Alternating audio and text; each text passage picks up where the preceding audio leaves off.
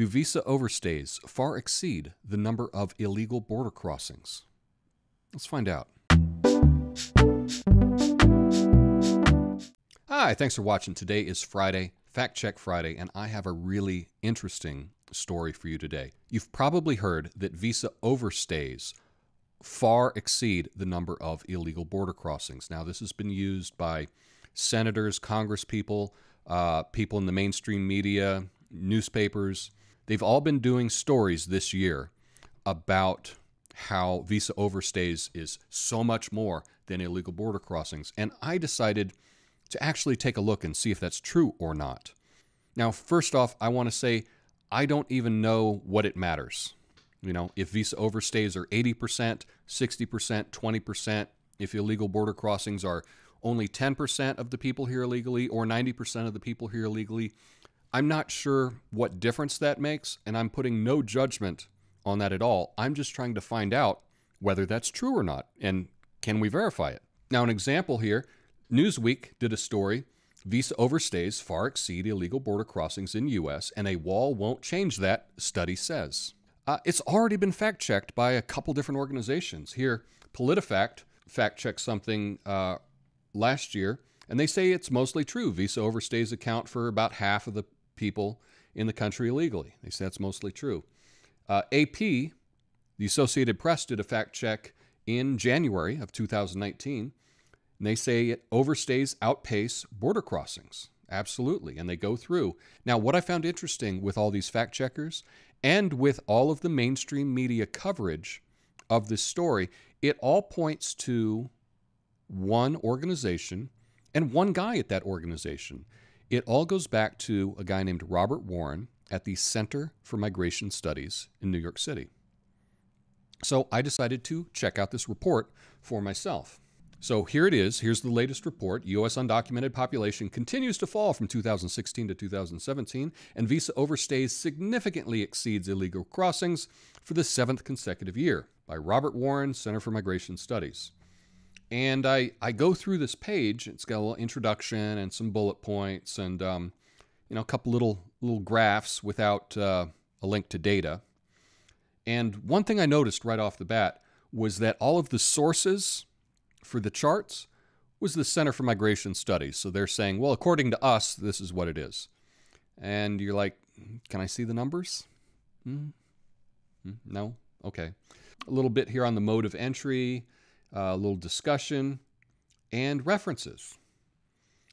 And when I look at the references, this guy, Robert Warren, he likes to refer to other papers that he's written.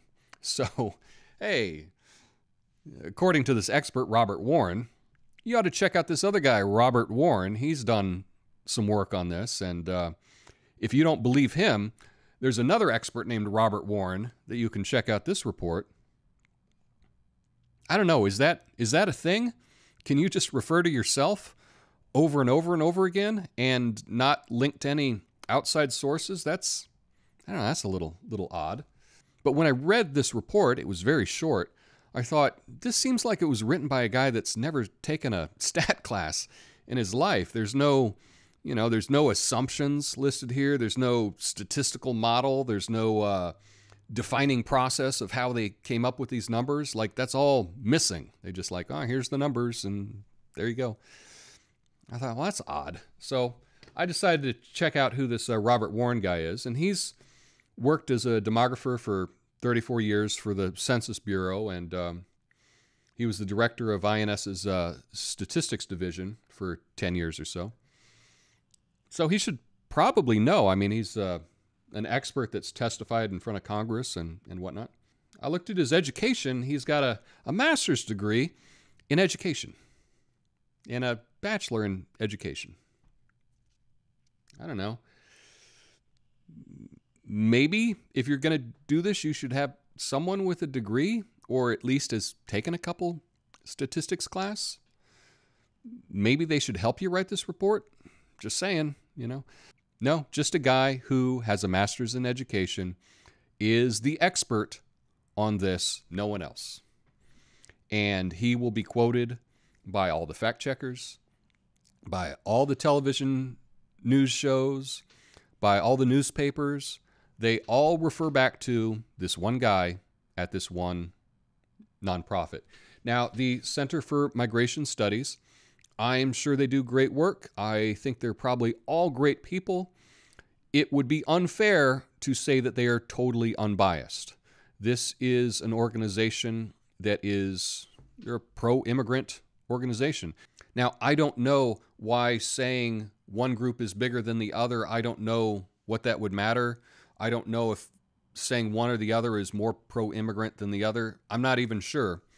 But it's pretty clear that this organization does have a bias, and there's nothing wrong with having a bias. In fact, what is stated in this report could be 100% correct. It could be. But I would like to look at it a little bit more and see if I can verify that for myself. So I tried to find the full report, and I couldn't find it. So I contacted the Center for Migration Studies.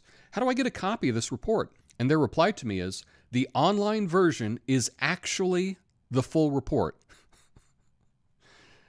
That's right.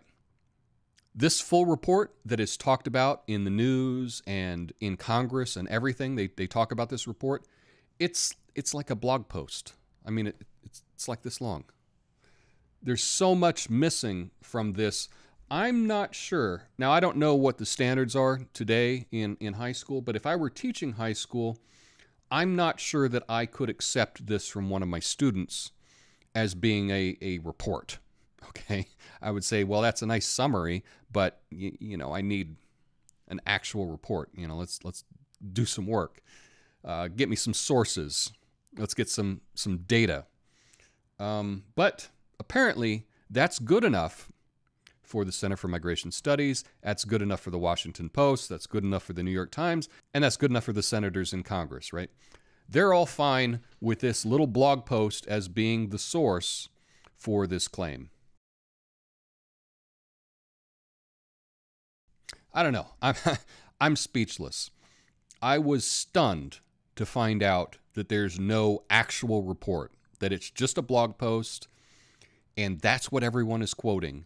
And for me to actually fact check this, I don't have enough information. I can't fact check this. If you were to ask me, Tom, do you think there are more visa overstays than illegal crossings? I'd say, I don't know, probably, maybe, sure, I guess. Do I have evidence of that? I'd say, well, I got a blog post.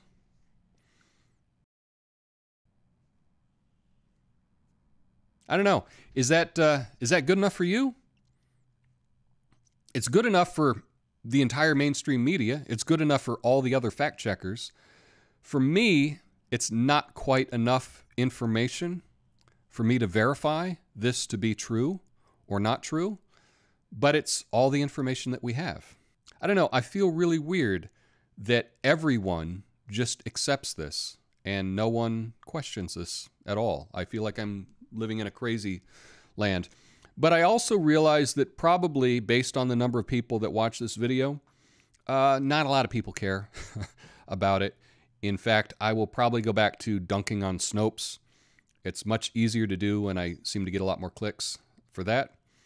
So stay tuned for that next week. But in the meantime, tell me what you think. Is this enough information to verify a claim? I could be wrong. Let me know your thoughts in the comments. Peace.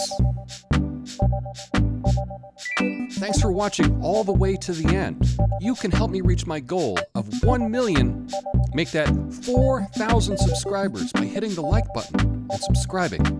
Thanks.